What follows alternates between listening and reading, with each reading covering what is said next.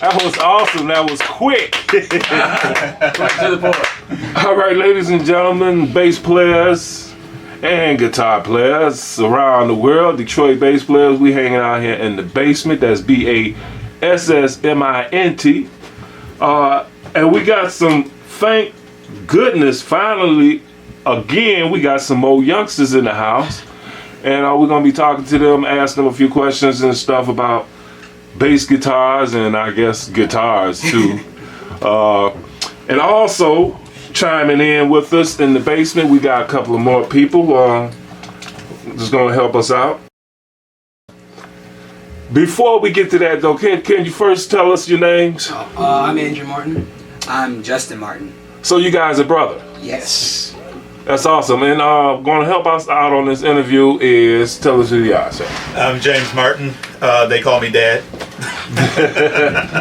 And I understand that you're a bass player as well. Yeah. I've been, playing off and on for a long time, longer than they've been around. Right now, I play around Detroit with a kind of a rock group called Stroller Goat. One day I'll tell y'all what that name means. Okay, Stroller Goat. But again, another Detroit bass player in the house representing. Also, we have with us a special guest, Abe White, that's hanging out with us. Abe White is an established heavy hitter out of Nashville, but he's from Detroit as well. We also have another one just walked in the middle of an interview. You ain't see the red light on, man, said. I'm sorry. No, I'm just playing. We got Mr. Tony Moe in the building. The tall fella. How you doing, bro? Hey. Come on in and have a seat. And again, we in the basement. That's BASSmint. This is Reginald Canty's basement, our gracious host. He's out there doing security right now. First thing I gotta ask, Andrew, Yes. how long you been playing the guitar, man? I think it's been about 3 years now. 3 years. How old are you? I'm 16. Been playing since you've been 13. About, yeah. Why the guitar, man? Funny you should ask. One Christmas, I got Guitar Hero, and there was this one song that I really liked, and I found we had a guitar in the back room. So I decided to learn how to play that, and it got fun, so I started playing that a little more than I bought a few electrics, and now here we are. That's awesome, man. And Justin, Yeah. how long you been playing the bass, man? Since second grade, so like 7 years now. Wow, since second grade, that puts you at like 9 years old or something, right? 8 years, yeah. 8 years. You've been playing since you've been 8 years old? Yeah. That's awesome, man. And what kind of basses that you got in your hand, man? Well, this is Music Man Saber, and Move the guitar out of the way a little bit, just a little sorry. bit. You can just hold it up like an upright for a second. technically and legally it is not mine. It's his. It's your dad's, the first bass player in the family. Yes, and I play it just about all the time, so I consider it mine. But it's not. Well, as long as you know, it's like you can borrow it forever, but don't forget whose it is, right? In case I want it back. And what is that again? Music Man Saber. Wow, that's a nice bass, man. Let me just hear some bass for a second, man. I heard, that guitar player was drowning you out a little bit. Let me hear, do something on the bass.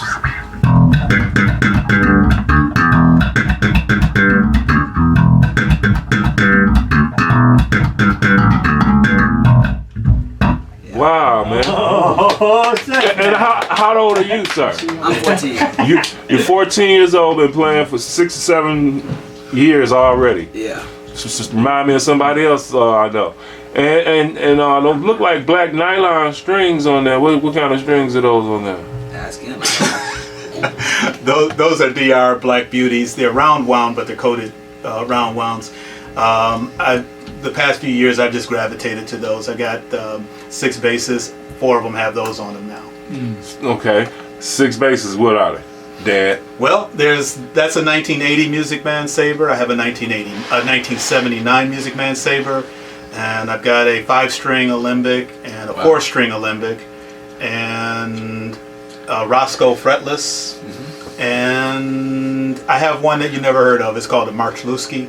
A guy in Florida made it for me. I saw a bass that a friend of mine had designed and had built for him, and I asked him, would you mind if I have your guy make me one? He said, yeah, go ahead. How come you're not on here, man? Because they're better. You got all that gear. That's some cool stuff, man. Okay, that's awesome. Now, when I asked you what kind of strings those were, you said ask him. Now, as a bassist myself, Big I, by the way, you should learn any bass that you are playing with and you play it extensively. You should learn as much about it as you can. It just knowing that much more about it is gonna make you instantly a better bass player, just right off the rip. Okay. Now, why did you start playing the bass? Well, I actually, in the 2nd grade, I had started out with guitar lessons. But my dad here noticed that I didn't really like it all too much, so he pulled me out of it and handed me one of his basses and taught me how to play. Mm-hmm. Oh, that's cool. And you enjoy that more than the guitar? Yes. Do you ever pick up the guitar any time just to remind yourself how much you hate it or anything? No. Well, how about you, Andrew? You ever pick up the bass? A few times occasionally, yeah. Yeah, see, we got you. I got you right here. But Yeah, that one of the times. I got 2 basses going. Oh, Oh, 3 basses oh, going. yeah, okay. For the photo shoot, so both of you guys were at the Detroit Bass Players Yeah. photo shoot at Motown, right? Yeah. You like the guitar better? I do. Well, I mean, that's awesome, man. You play it well. But both of you play well together. You guys, you have a band or anything? No, I don't. Yeah, I have a few friends that I would have occasionally pulled together for something like, we did something down at the Magic Stick downtown in October, and that's the biggest thing I can remember we actually did. You guys got paid for it too? No, we did not. But it was fun doing it. It was a lot of fun. Hey, sometimes you got to do some charity work to get yourself out there. We call them benefits. Now, where else do you guys play? Church? Oh, yeah. A Yeah. lot. Like every 4th Sunday, usually. So you play at church? What's the name of your church? Trinity Presbyterian Church. Where is it located? Outer Drive. It's out of Drive and 7 Mile. 7 Mile, yeah. Okay, that's awesome, man. One of the questions I like to ask bass players is, do you have any favorite bass players? Do you have any inspirational bass players? Any bass players that you listen to? Blah blah blah. I do. Marcus Miller is an inspiration to me personally. I listen to a lot of his stuff, and it just makes me love what I do even more. I can tell by the thump style you got going there. Who else? Stanley Clark. I think he's a fine bass player, and I like listening to a lot of his stuff. No. What is it about Stanley Clark that makes you like him? It's more, he plays sort of like a rough style, and it's just how much he does, and he goes all up and down the fretboard. He's not just down here or just up here. He's everywhere. He's multi-talented, and he can play the upright too, which it's just a lot of fun to watch him play. I saw him at Shane Park, and it was a bunch of fun. Him and George Duke. Oh, they be killing Ripping him. it up. He's an awesome upright player. Yeah. The Duke Clark Duke project, man, them dudes will kill it. For a young bass player, you just pulled out 2 of my favorites, who's been my favorites since I was practically your age. Now, wow, Stanley Clark is my second favorite. I actually have an order first is Jocko. You ever heard of Jocko Pastorius? Of course. Really? Yeah. I'm amazed. We got this generation gap. We got to talk about this. We gotta bridge this right here, right now, because I'm out of touch. My second favorite is Stanley. Marcus is like my fifth, but at least I got a chance to interview Marcus here in Detroit when he came to Detroit to play his song called Detroit. You up on his song? Do you practice any of his material?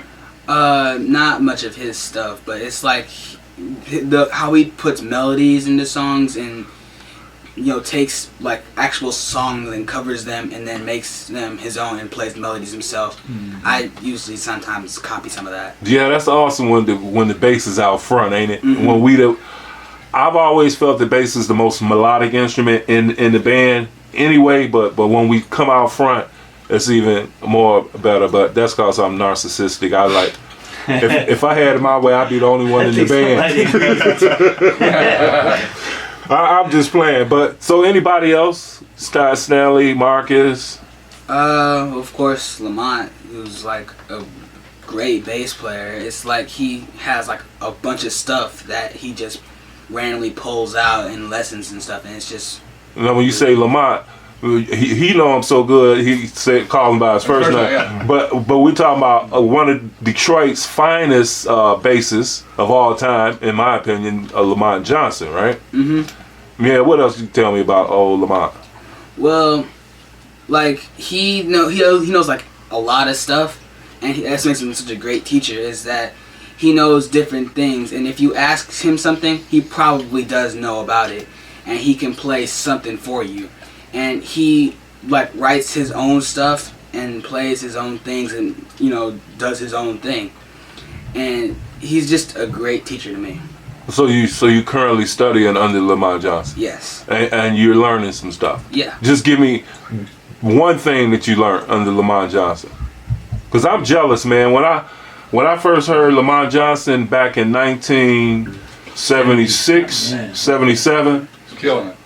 On the Storming album, and I heard this fretless dude on the bass. We immediately started playing "This Must Be Heaven," and then we used to have album sessions where we listened to the bass players, and they put that Lamont on, and this song called "Storming." He was killing on everything, but on "Storming" he had this killer solo, and I couldn't play it because it was. And I was I think I was 16 at the time. I couldn't play that. I couldn't play the beginning of This Must Be Heaven because he go and I had enough. I finally met him and now he told me how to do it. Well, it's too late, bro. You should have told me when he should have told me when I was his age. You know what I'm saying? So just give me a little piece of something that you picked up from Lamont.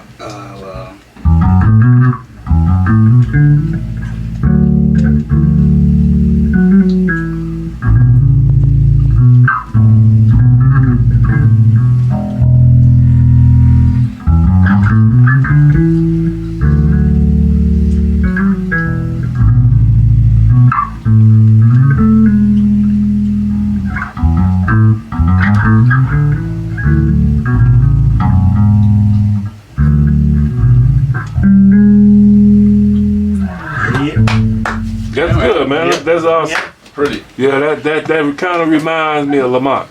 Now, do you practice often, or are you a youngster? You got other things to do too. I don't do anything, but I don't practice all that much, to be honest. And my dad tries to force me a lot to do half an hour a day, and recently I've been doing that. Yeah. You said force. See, it's the way you phrase it. Sound Joe Jackson? Is that a Joe Jackson right there?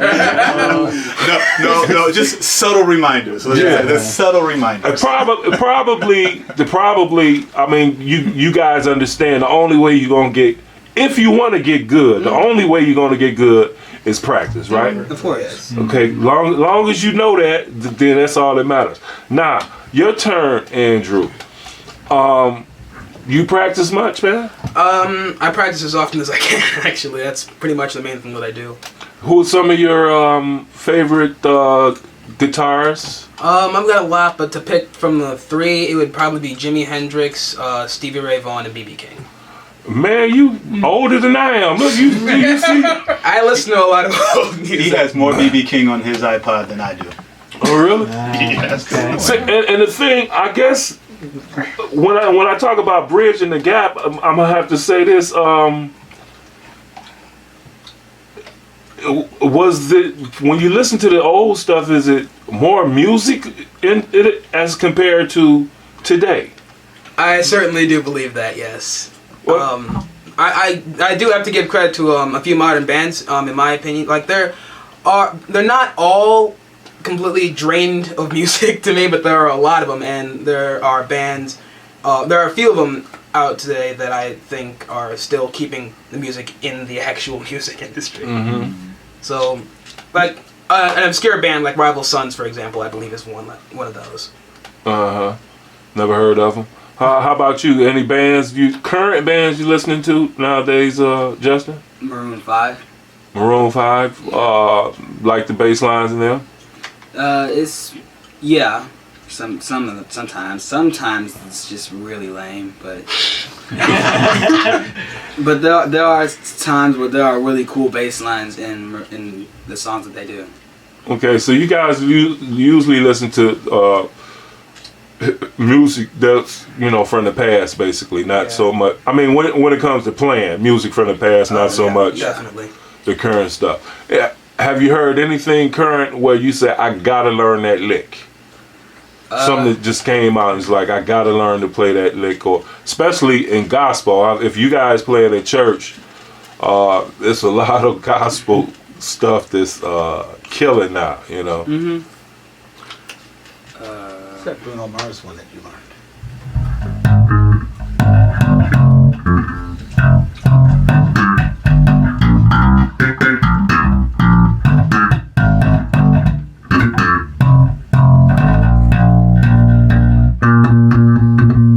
Oh, that's that young cat. I forget his name. Bruno Mars. No, the bass player. Oh, yeah. I forget his name too, man.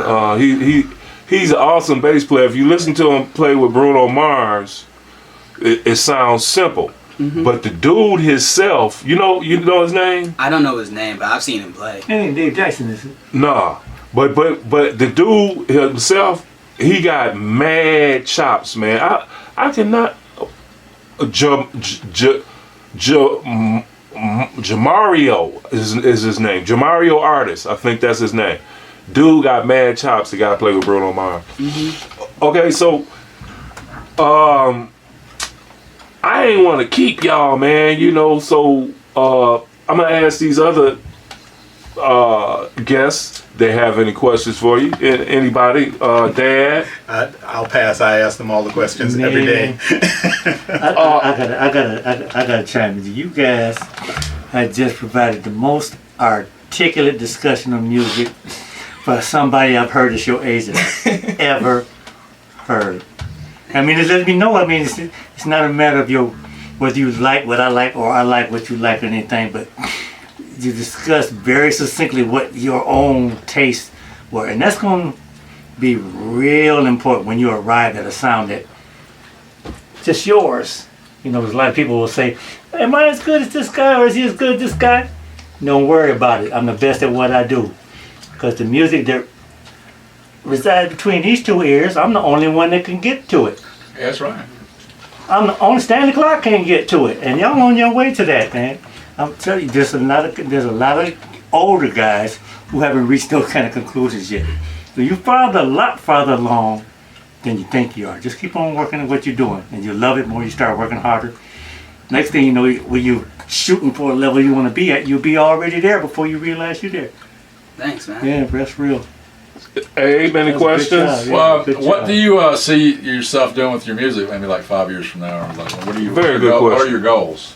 Well, I hope to, start studying to read music, because right now I'm not very good at it, at all. Mm-hmm. But when I study to read music, then I'll probably be able to get better at writing my own music. Okay. And then, moving up in the chain. Are you writing now? Do you write your own stuff now? I don't. He does. Okay. So you guys plan on sticking it with this, or you plan on becoming a doctor or sports writer or alligator catcher or something? There's all kinds of careers out there. So what's your plans? I like psychology, and just thinking about how people's minds work just interests me. That's just me personally. Did you just hear that? How about you, Andrew? Well, personally, if there's any way possible I can stick with doing what I'm doing now, that's what I'd love to do 5 years from now. It's pretty much, playing the guitar to me is my favorite thing in the entire world. That's everything that I do. It's what I work on the hardest out of everything that I do. So if there's any way I can continue doing that, 5-10 years from now, and take this as far as I can possibly get it, that would be fantastic. I heard there's work out there. I mean, this man has been holding it down for years. A long time. I started when I was your age. And that's his only job, and he's doing very well. So there's work out there, but only for those who want it. So you gotta want it. I as much as I want to work it and play music for a living, I don't think I want it. It's a lot of sacrifices you have to make. Because if I wanted it, I'd be doing it right now. You understand what I'm saying? There are a lot of sacrifices that you have to make if you want to have that lifestyle. Exactly. But it's a wonderful thing. But like Reggie quit. Mm-hmm. He was out there playing with Diana Ross, well, that was a situational thing. If I wasn't in the situation I was in, I wouldn't have quit. I had a child here. I was gone 45 weeks out of the year, and my child's mother wasn't bringing her around to meet and I was coming home, and my child didn't know who I was. When it came time to sign that piece of paper, circumstances. Circumstances. So it's a lot of sacrifices that you still have. And Tony Moe right here. Tony Moe had some records out back in the what was that? The 70s? Yeah, no, that was late 80s. Late 80s. Tony Moe had some records out. I don't know. Did you want to keep going, or you just stop? I love to. That's the whole thing. Trying to get it back now. I'm working with Lamont Johnson as well, and I'm coming back slowly but surely. I'm getting there. See, everybody ain't built for it, but like me, I ain't built for it for the long term. That's why I'm following folks like you guys, and I'm gonna. I just met you. I'm going to continue to follow you and see where it leads. Like one of my other buddies, Brandon Rose, you guys heard of him? Mm-hmm.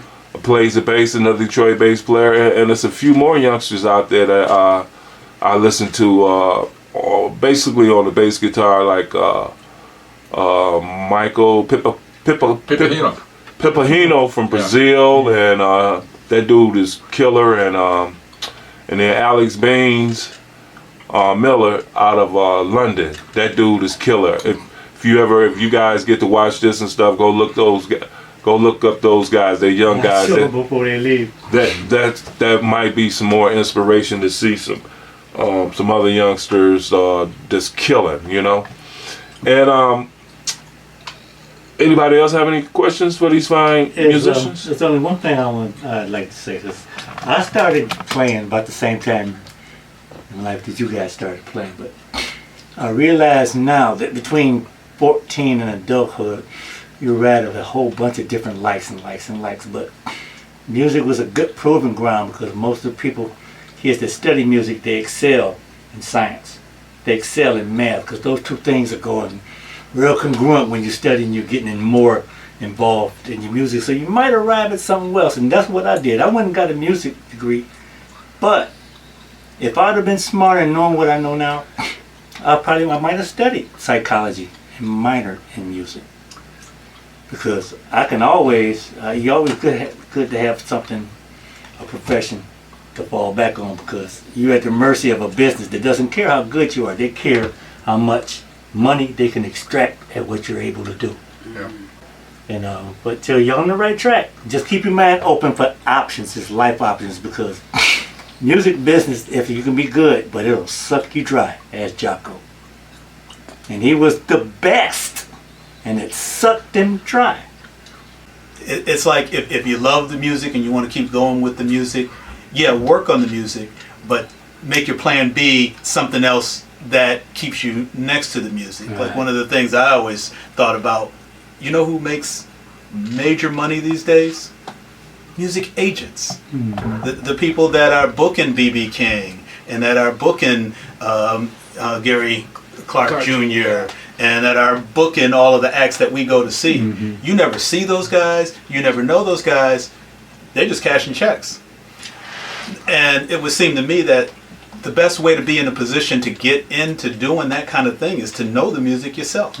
And that way you have a better eye for talent and you have a better eye for how to promote that talent. So if you can't promote yourself, then at least know who you are promoting and how to promote. Right. So, but as youngsters, y'all got the energy and stamina to go hit that road and call me and give me some backstage passes to come to your shows, because that's why I do this. This is me still in the music business, interviewing every single last Detroit bass player there is, with an occasional guitar player here and there. And for all you youngsters that might be checking this out, man, if y'all play, holler at me, holler at Reggie, and come and let me do an interview with you, because my goal is to interview every single last bass player that exists either in Detroit, around Detroit, from Detroit. If you know how to spell Detroit, come on through and hang out in the basement. That's BASSmint, and me and Reggie take care of you. Now, in closing, since we've exhausted all the questions, this might be something we haven't thought of. Is there anything that you brothers, Andrew and Justin, would like to say in closing? If I were to say anything about this, it doesn't seem like there's, at least around me, there are a whole lot of people that have one of these. So now, what is that? Oh, this is just a Fender Stratocaster. I actually bought off of the guitarist from Stroller Goat. Okay. I love it. It's really nice. But if you really want to do something, if you really want to, go out there, work as hard as you can at it, I know I'm not alone here, and I know that there's a lot more people probably better than me. So if you really have a passion to do what you do, try to get yourself out there. Try to make sure that people know who you are, and make sure they can't ignore you. Make sure you get your name out there. So I would say anything in closing would be that. Okay, and how about you, Justin? Well, if I were to say anything, it's that if you have any instrument, bass, guitar, if you play the piano, saxophone, any instrument, and you're having a rough time figuring something out by yourself, it's always okay to ask somebody else for help to do something. You don't have to do everything by yourself. There are people all over the world, not just in your city, in your state, country, whatever. There are people all over the world who probably play the same instrument that you play. And you should just go and ask them for help so that you can get better at what you do and reach the potential that you want to reach. And that's all. Well said. Yeah. Could I have you to play us something else, just to let us, just take us home, because we ain't want to keep you, man. You know what I'm saying? Yeah. You can go ahead and start that out, I suppose.